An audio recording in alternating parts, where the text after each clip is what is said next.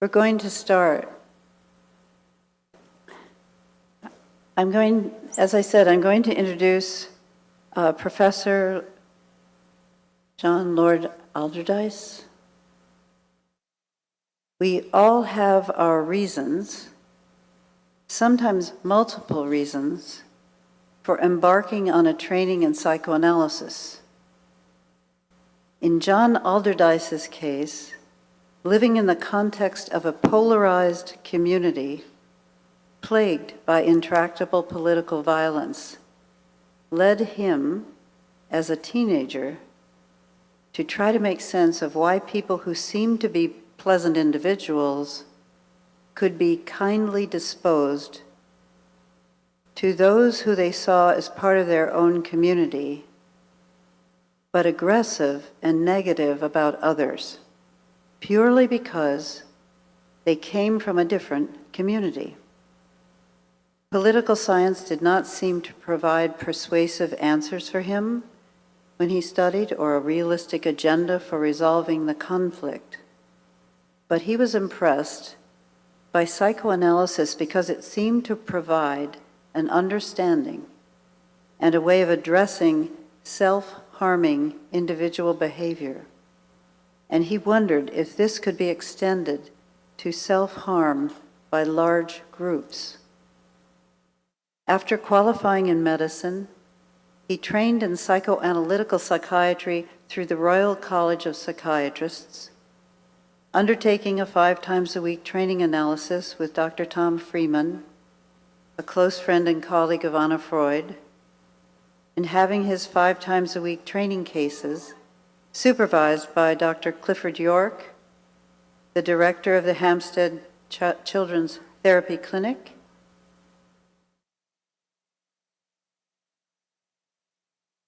and by Dr. Sheila Davies at the Royal Free Hospital in London. He qualified and took up a part-time consultant psychotherapist post in Belfast and began to develop services there, but at the same time he entered politics and brought his psychoanalytical perspective with him. He quickly became the leader of the cross-community Alliance Party of Northern Ireland and was one of the key negotiators of the 1998 Belfast Good Friday Agreement that ended the Irish Troubles. He was then appointed the first Speaker of the new Northern Ireland Assembly and was subsequently appointed by the British and Irish governments as one of the 4 international commissioners tasked with overseeing security, normalization, and ending illegal paramilitary activity in Ireland. In 1996, 2 years before the agreement, John had been appointed one of the youngest ever life members of the House of Lords, the upper chamber of the British Parliament. He continues to serve as an active Liberal Democrat peer and was the convener of the Liberal Democrat caucus in the House of Lords during the UK coalition government. He has also been the president of Liberal International. That's a global network of some 120 liberal political parties, and he continues to be a leader in international political liberalism. He works on fundamentalism, radicalization, and politically motivated violence in various parts of the world, and his main academic base is now the University of Oxford, where he is a senior research fellow at Harris Manchester College and the director and executive chairman of the Changing Character of War Center at Pembroke College. He is also a professor of practice at the University of Wales, Trinity St. David, and is the founder and chairman of the Concord Foundation. Let's welcome John Alderdice to the IPA stage.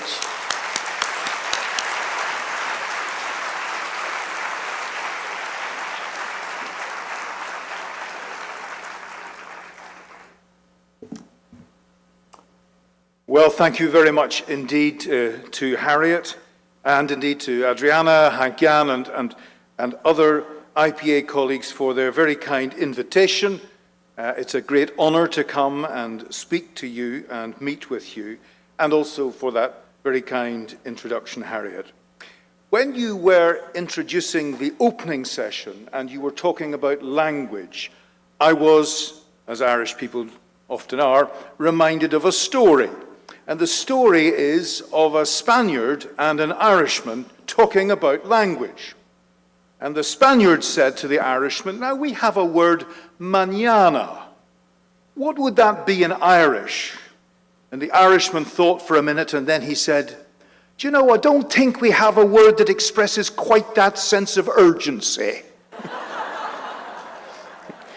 Well, the introduction of humour is a classic example of how the Irish mind copes with challenges and dangers. And while I intend to address some serious issues in what I say, we should never allow ourselves to be overwhelmed by that seriousness.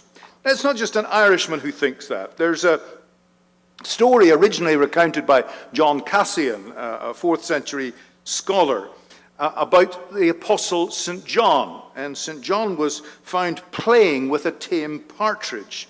And a more rigid and rather narrow-minded puritanical brother rebuked him for wasting his time in this way. But St. John answered him, the bow that is always bent ceases to shoot straight. So, as I draw your attention in my address to some enormous challenges of the moment, do not forget that, as Adriana has reminded us, being here in beautiful Cartagena encourages us to relax and enjoy ourselves too. And having enjoyed 2 dear young Colombian friends of mine getting married and partying on the beach here in Cartagena, I know that we'll all be able to have a wonderful time celebrating here. And when we return to our clinical and societal responsibilities, let's just remember that. The bow that is always bent will soon cease to shoot straight. But to address the theme of our Congress, Mind in the Line of Fire, we may naturally think first about the mental and emotional pressures that impact on the well-being, effectiveness, and capacity of colleagues in the caring professions to think clearly when working for healing in communities afflicted by violent conflict. And we'll also be wondering about their clients who are living in the midst of that conflict. Many of you have lived and worked in places where bloodshed was commonplace because of gang-related crime or a result of terrorism and politically motivated violence. Outside observers, especially those who come from peaceful, democratic societies, may assume that almost everyone in violent societies must either be violent themselves or be living in constant fear. While episodic violent incidents will produce an anxious state of mind, it's quite remarkable how resilient human beings can be when they have to survive regular episodes or chronic ongoing violence. There's another story about a woman in Belfast during the Troubles who, hearing a very loud bang, asked her friend, "What's that?" Her friend says, "Oh, I think it's probably a bomb." "Oh," she says, "I'm glad it wasn't thunder because I hate thunder." Well, that kind of black humor is common in places that experience chronic communal fighting. Humor can help us through some unbearable situations. And the amusing paradox of being neurotically anxious about thunder, which produces no physical harm, while being inappropriately blasé about the real risks of a bomb attack, is one of the psychological responses we adopt in living with the constant threat of being injured or killed. A rational response to living in a violent community with a genuine risk of harm to oneself and one's family might be to leave for somewhere safer. This option may not be available for social or economic reasons, but it may also be unacceptable to run away and leave one's home in the face of unjustified attacks. If we cannot or will not flee from violence, how do we manage psychologically? What do our minds do when they are in the line of fire? While some people use alcohol, tobacco, recreational drugs, or anxiolytic medication to relieve the tension, research has shown that actually there's a greater increase in the use of tranquilizers in the areas surrounding the violence than where the disturbances are actually taking place. The fear about what might happen is greater amongst those in the penumbra who have not actually experienced it. They fear what may happen. When a community is actually under regular attack, people usually take action to defend themselves, or to attack back, or build up strong supportive relationships. Communal action and social support contribute to resilience. If the local security forces cannot give enough reassurance, communities can create shared protection themselves through setting up vigilante groups to patrol the streets of their areas, meeting to plan how to protect themselves and repel attackers, as well as positive actions such as putting up barricades and gates, can mitigate otherwise overwhelming anxiety. This protective activity is often accompanied by a form of thinking that we might sometimes describe as paranoid. Though a common joke amongst colleagues in Northern Irish psychiatry was, just because you're paranoid does not mean they're not out to get you. We identify with those around us, and we become highly suspicious and untrusting of anyone from outside our circle of friends, family, and trusted neighbours. It's just too dangerous to start from the premise that everyone is well disposed until proved otherwise. The contrary posture is a better form of defence in such situations. However, we also identify with our attackers. As psychoanalysts, we call it identification with the aggressor. And it's also similar to what René Girard called mimesis. At a large group level, when Israel and Iran become aggressively preoccupied with each other, they act in mimesis. Israel's development of an undeclared nuclear weapon is imitated by Iran. As the interaction proceeded, Israel also became dominated by extremist nationalists and religious fundamentalist leaders. We've seen that in the last few months.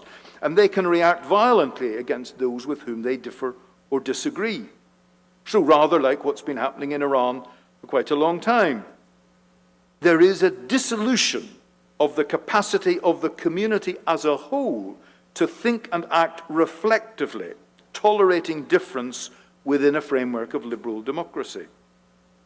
This is a group-level example of damage to the mind in the line of fire, and we see it in many places across our world today. Whilst psychoanalysts tend to focus on how individuals respond to the experience of violence, this week, coming together as a global family of psychoanalytic thinkers and practitioners, we ought to give some thought to what is going on in our wider world. Now, the nature of war remains the same as ever it was. It involves one group of people trying by physical force to impose their will on another group who resist with force. In the course of this interaction, which can go on for a long time, a lot of people may well be killed. Now, none of that's new.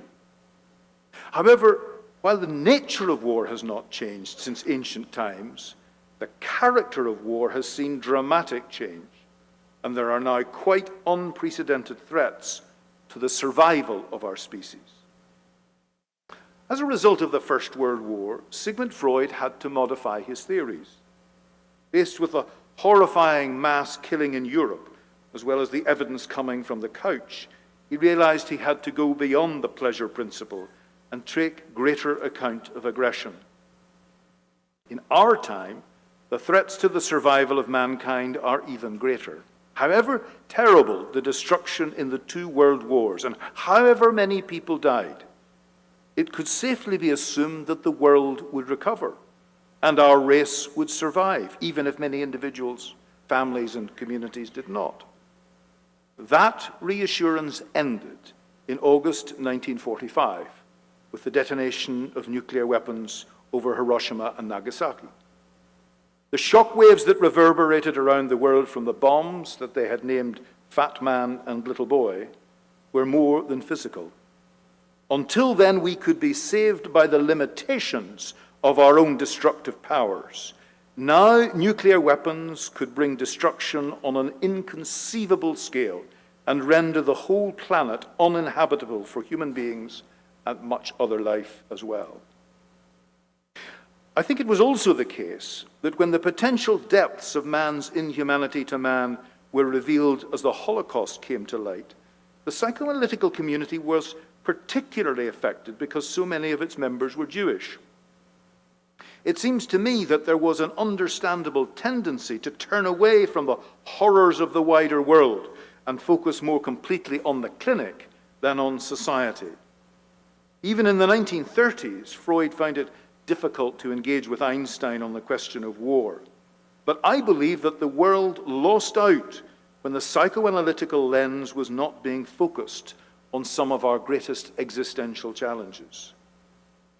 Meantime, although wars did not stop, the two remaining superpowers, the United States of America and the USSR, engaged by proxy. That mitigated the danger of escalation into nuclear war.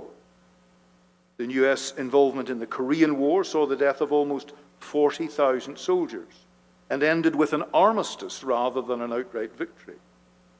America claimed that it had contained communist expansion, but that could not be said of the Vietnam War. In 1954, after France was driven out by a left-wing revolutionary movement, the US took on the financial and military support of the South Vietnamese state. And over the next 20 years, nearly 60,000 US service personnel lost their lives. Huge numbers were injured, and there were even greater casualties among the Vietnamese. In geopolitical terms, its significance was that the USA had lost a war into which it had poured massive resources. But the psychological effect was interesting. Many years later, during the war in Afghanistan, one of the CIA's most senior officials told me why lessons had not been learnt from Vietnam. He said this: the Vietnam defeat was such a profound narcissistic blow that no one wanted to think about all the implications. Everyone just wanted to put it behind us. The collapse of the Soviet system bolstered American confidence, and the establishment of the European Union, increasing globalization of trade, and the creation of institutions of international law led many to believe that a new golden age was dawning. However, below the surface, there were less encouraging signs, and some psychoanalytically informed thinkers observed an underlying trend towards increased violence and instability. September the 11th, 2001 was a dramatic wake-up call. While the US withdrawal from Afghanistan 20 years later on the 30th of August 2021 may not have been as dramatic as 9/11, it may go down in history as similarly significant. In 2001, the USA reacted forcefully to a deadly attack on home territory, similar to the response to the Japanese attack on Pearl Harbor in 1941. That resulted in direct US engagement in World War II. An attack on Afghanistan in 2001 was probably inevitable because the country had hosted Al-Qaeda. But when the most powerful military machine in history was turned on this small mountainous country, there were greater problems than were expected about the timescale, the cost, and the lack of success of the US-led operation. 20 years later, $2.5 trillion had been devoted to the war effort. Almost 1 million US service personnel had come and gone, more than 20,000 of them seriously injured, and some 2,350 killed. And not only did the United States withdraw without victory, but the Taliban, whose hosting of Osama bin Laden and Al-Qaeda had been the reason for the American-led intervention, returned as the government of Afghanistan, and those who had cooperated with the Western alliance had to flee the country or fear for their lives. It was a striking demonstration of the limitations of even the most powerful and sophisticated military force in the world. The defeat in Afghanistan showed that with sufficient passion, geographical advantage, and motivation, a relatively modestly armed military outfit had resisted and repelled the US forces despite their massive arsenal and liberal democratic political underpinning. Ironically, both conflicts lasted exactly 20 years, 1955 to 1975 in Vietnam, and 2001 to 2021 in Afghanistan. The failed intervention in Afghanistan and the wars in Iraq, Libya, and Syria demonstrated the limitations of military force. It could wreak havoc, but it could not bring peace or build democracy. On February the 24th, 2022, the world witnessed the beginning of another historically significant conflict, Russia's invasion of Ukraine. The outcome remains uncertain, but despite Russia's military, economic, and numerical superiority, Ukrainians have demonstrated remarkable resistance. How do we explain why great powers with ever more sophisticated and deadly weapons, including nuclear and hypersonic weapons and psychosocial operations in cyberspace, are no longer winning wars? We've long believed that rational judgments, a healthy economy, and a liberal democrat polity were the best ways of constructively channeling human energies and passions.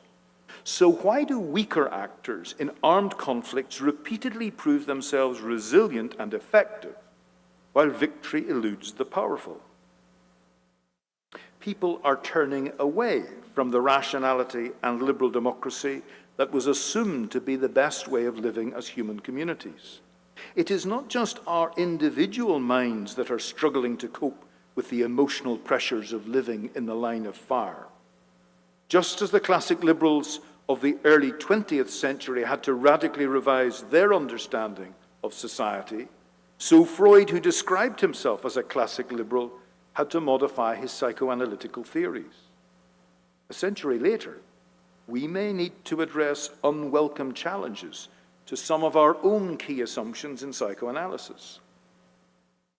Society employs a range of disciplines to try to understand armed conflict. Anthropologists analyze the societal elements that impact its occurrence and conduct. Psychologists, including psychoanalysts, explore it from the perspective of the individual and the small group.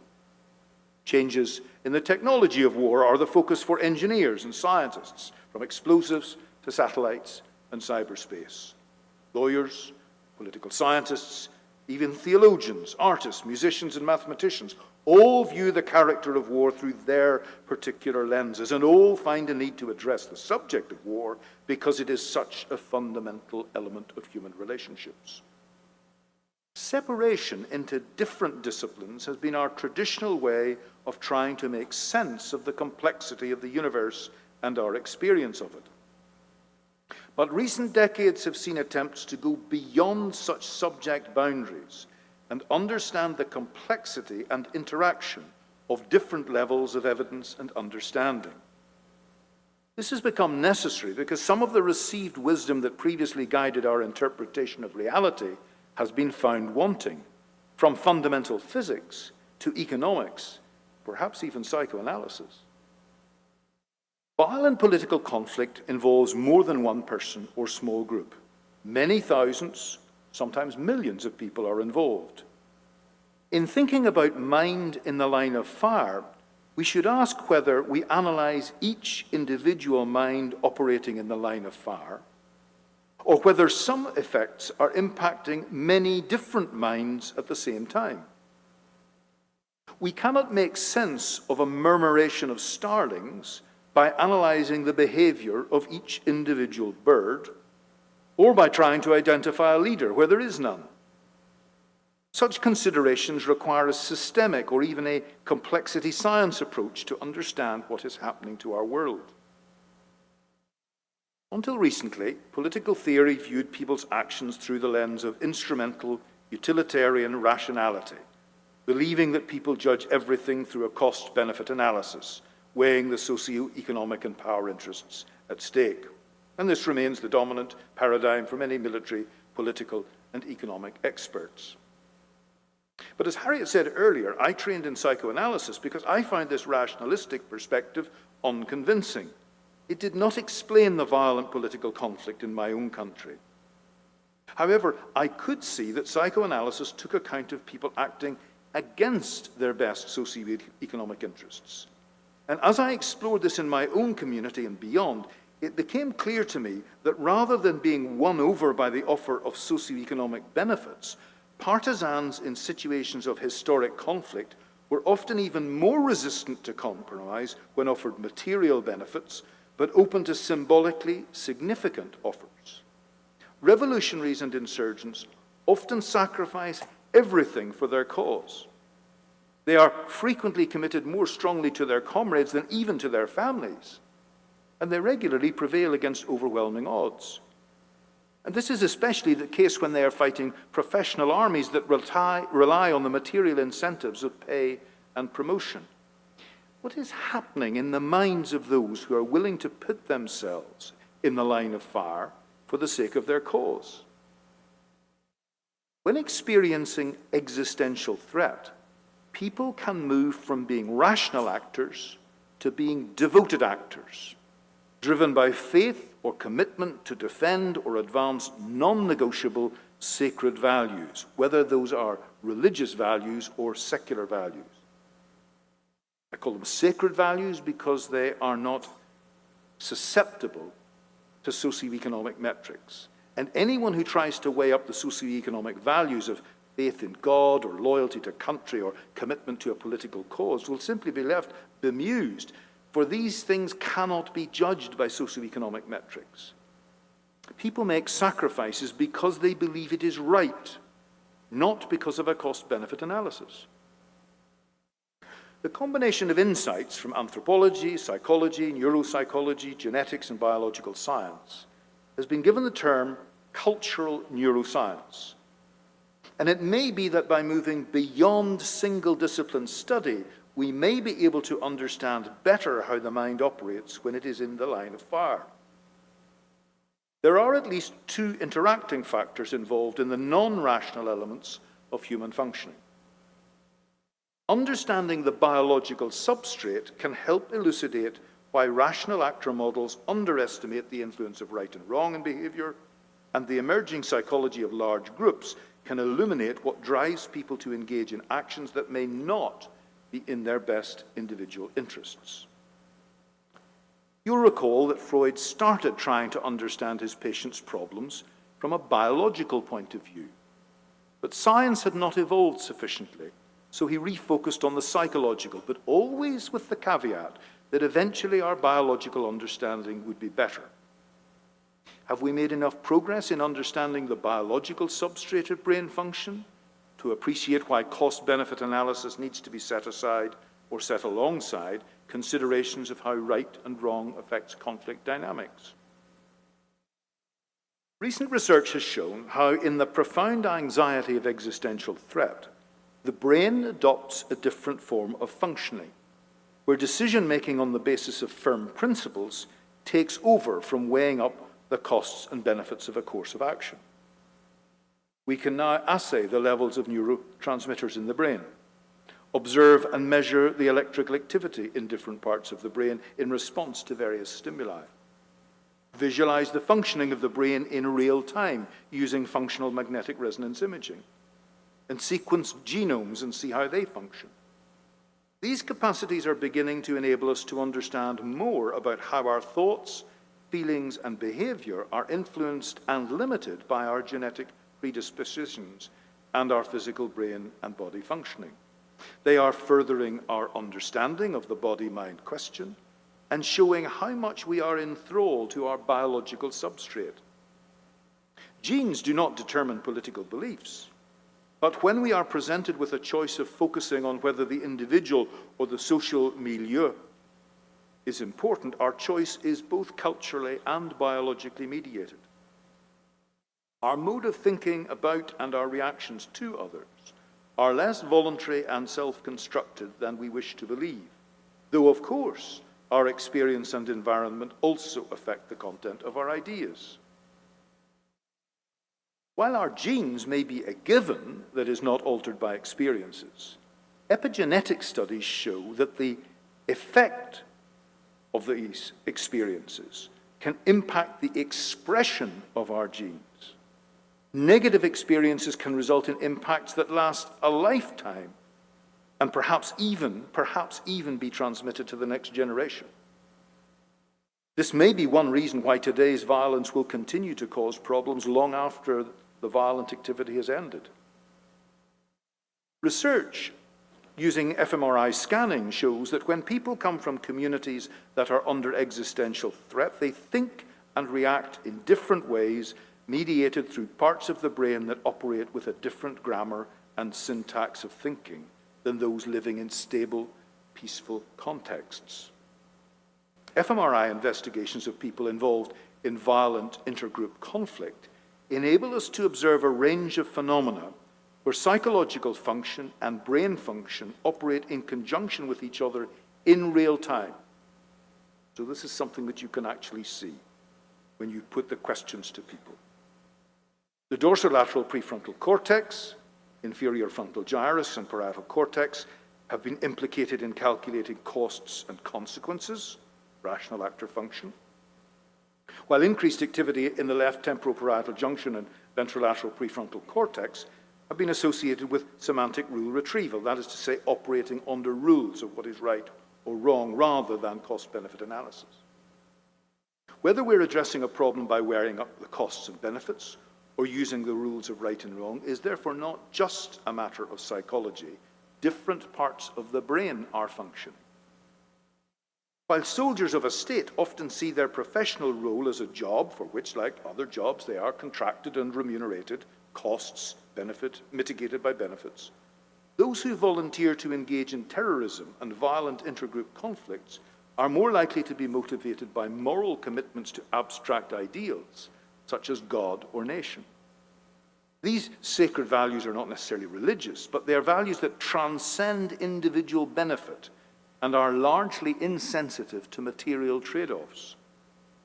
Such individuals and groups, as I've said, behave as devoted actors rather than rational actors. And the fMRI studies I've already referred to have shown that as they indicate their willingness to fight and die for sacred and non-sacred values and react to peers' ratings for the same values, we can see diminished activity in those areas of the brain that have been implicated by other studies in calculating costs and consequences. They are making decisions using parts of the brain where the decision-making is not based on the calculation of costs and consequences, and as a result, they have a greater willingness to die for their cause.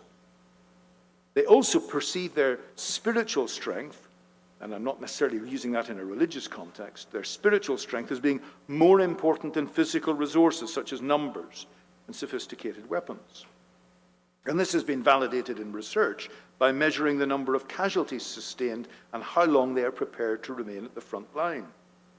This spiritual strength is mediated through group bonds, where trust between group members is maximized, tending to confirm that cultural mores, core values, and non-material issues are essential to an understanding of the thinking of people in the line of fire. There is a seeming evolutionary challenge in exploring the impact of conflict on the thinking of individuals.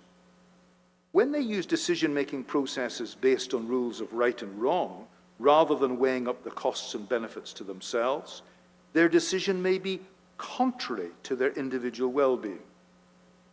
Armed conflict is often more successfully prosecuted by committed leaders and followers willing to sacrifice and die, rather than by those who prefer to assess whether it is best for them as individuals to live and fight another day.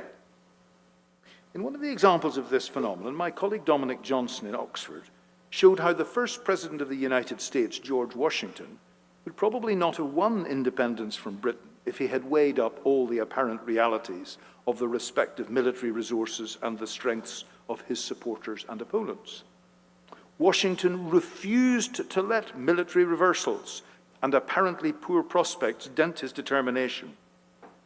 And he not only won the American War of Independence, but altered world history as a result.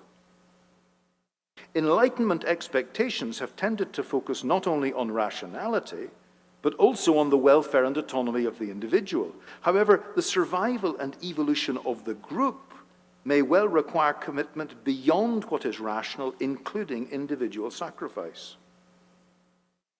Psychoanalysis has long focused on disturbances of individual thought, feeling, and behavior, though less in these latest times on the complex relationship between our physical substrate and psychological functioning. In addition, human beings do not operate only by themselves, but in relationship with those close to them and their communal culture. The pressures of dealing with large numbers of disturbed individuals affected by their experiences in World War II encouraged psychoanalysts, particularly in Britain, to experiment with therapy in groups. This revealed that when a group of individuals developed an identity as a group, a new entity was formed that functioned in ways that were not seen when studying individuals. Families and small therapeutic groups became a regular mode of treatment, leading to new understandings of systems theory in working with people, an example of how World War II affected psychoanalytic theory and practice. 3 new insights have emerged. In situations of threat, the line of fire, individuals can become fused with others, forming powerful attachments that enable them to make sacrifices for each other and their larger community.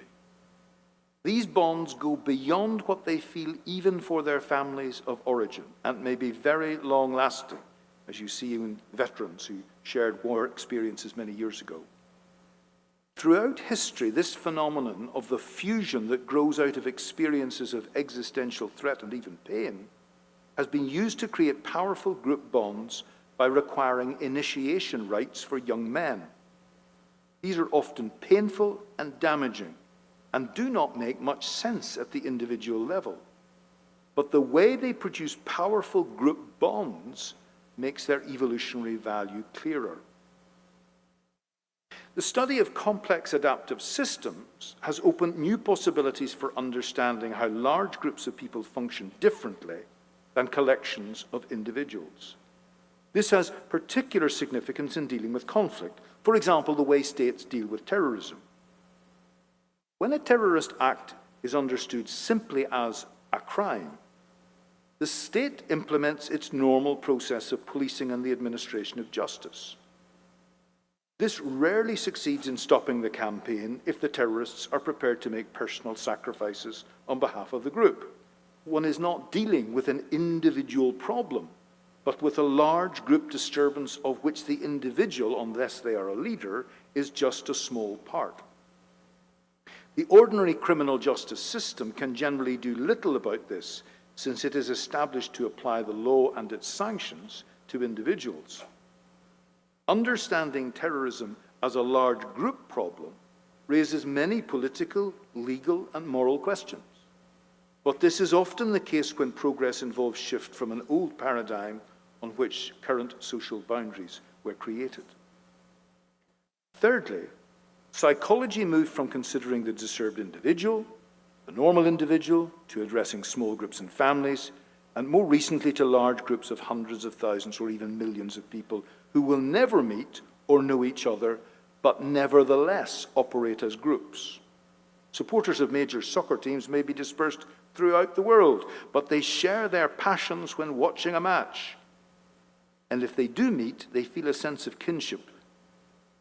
Just as fundamental particles, and then atoms and molecules, and finally cells and multicellular organisms have similar features but also differ in their properties when they have different complexities of structure, so the psychologies of individuals, families, small groups, and large groups are both similar and different. It's probably unwise to take some of the lessons we have learned in working with individuals and assume that can simply be given read across to large groups, particularly with many millions of people. As these large groups have been studied, new understandings emerge, and an example from my involvement in the Irish peace process may be useful here. After centuries of recurring violence in Ireland, we moved away from rational actor models that focused on the law and political structures and engaged in the analysis of three interlocking, disturbed historic relationships between communities of people: Protestant Unionists and Catholic Nationalists within Northern Ireland, secondly, the people of Ireland, North and South, and third, relationship, the peoples of Britain and Ireland. We addressed these three sets of relationships in three matching strands of negotiations, and the outcome was three interlocking sets of institutions: Northern Ireland Assembly, North-South bodies, and the British-Irish Intergovernmental Conference. Confirmation of the value of this analysis of multiple sets of communal relationships became clear not only positively in the success of bringing the violence to an end through the 1998 Belfast Good Friday Agreement, whose 25th anniversary was recognised in Belfast in April of this year, but also later in a negative way when the neglect of the relationships contributed to subsequent problems, not only within Northern Ireland, but between the UK and Ireland after Brexit. These British-Irish problems arose from the requirements of two other external sets of relationships with the European Union and the United States of America. They were only beginning to be resolved when the British Prime Minister, the current one, we've had quite a lot recently, the current British Prime Minister Rishi Sunak and the EU President Ursula von der Leyen abandoned the transactional regulatory arguments that had resulted in the standoff post-Brexit and returned to developing a positive working relationship with each other. This is an example of how developing a theory based on the complexity of relationships of communities, rather than on the linearity of rational transactional political theory, can produce a positive outcome in a previously intractable conflict. The importance of the psychological aspects of war and intractable conflict has long been appreciated by military and political strategists. Anwar Sadat, the former president of Egypt, told the Knesset in 1977 that psychological issues were 70% of the problem between Israel and Arabs. 70%. Actually, he later went on to say it was even more than that. In August 2021, President Joe Biden said the following: "We spent over $1 trillion. We trained and equipped an Afghan military force of some 300,000 strong, incredibly well equipped, a force larger in size than the militaries of many of our NATO allies. We gave them every tool they could need. We paid their salaries, provided the maintenance of their air force. What we could not provide them with was the will to fight."